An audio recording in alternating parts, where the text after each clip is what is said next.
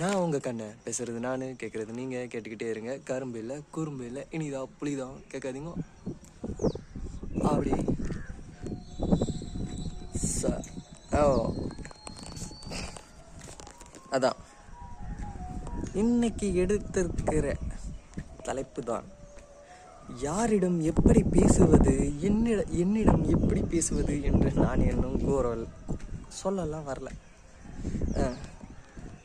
தாய், தந்தை, அப்பன், அம்மா, ஆத்தா, உங்கள்லாம் எப்படி பேத்தா? ஏண்டா நீங்கள் பேசுவீங்க, தப்பு தப்பாக பேசுவீங்க தெரியும். இதே பொண்ணு வந்தால் வழிஞ்சு பேசுவீங்க, அதுவும் தெரியும். யார்கிட்ட எப்படி பேசணும்னு உனக்கு தெரியாது. ஏன்னா நீ படிச்சுக்கிற பகுத்தறிவு அவ்வளோதான். ஒரு மனிதன் வாழ்க்கையில் என்ன கற்றுக்கொள்கிறான் என்பது ரொம்ப முக்கியம் என்று கூறுகிறார்கள் அல்லவா, பள்ளியில் கல்லூரியில். ஆனால் சில எருமை, கழுதை, மாடு, மிருகங்கள் இருக்கிறது, அதுக்கு கூட தெரியும் யாரிடம் எப்படி நடந்து கொள்வதென்று. ஆனால் அதுங்களுக்கு கூட தெரியாது, நான் மிருகமடா, நான் எப்படி நடந்து கொள்வது என்று எனக்கு தெரியுமடா அப்படி என்று. அதே போல்தான் நான் பார்த்தேன். என்னுடைய வலைத்தளத்தில் இருக்கும் மிருகங்கள் அவனுக்குள் இருக்கும் மனக்கசப்பான நிகழ்வுகளை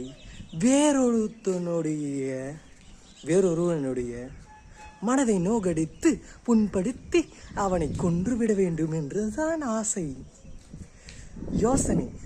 என்னடா உன் வாழ்க்கையே ஒரு நரகமடா, இறந்து விடுடா, சுடுகாட்டில் பறந்து விடுடா அப்படி என்று கூறுகிறார்களே.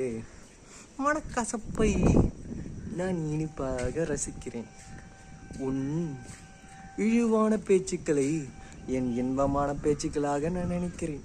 நீ எவ்வளவு கடினமாக முயற்சி செய்து என் கமெண்டில் தேவையில்லாமல் கழுவி பேசும் வார்த்தைகள் எனக்கு வலிக்காது. ஏனென்றால் எத்தனை பேரும் நான் பார்த்திருக்கிறேன். இந்த உலகத்தில் பெண்களை மதிப்பவன் அல்ல, அவனை மரியாதையுடன் நடத்துபவன் சிலர் இருக்கிறார். ஆண்களே வெறுப்பவன் யாரடா என்று கூற முடியுமா?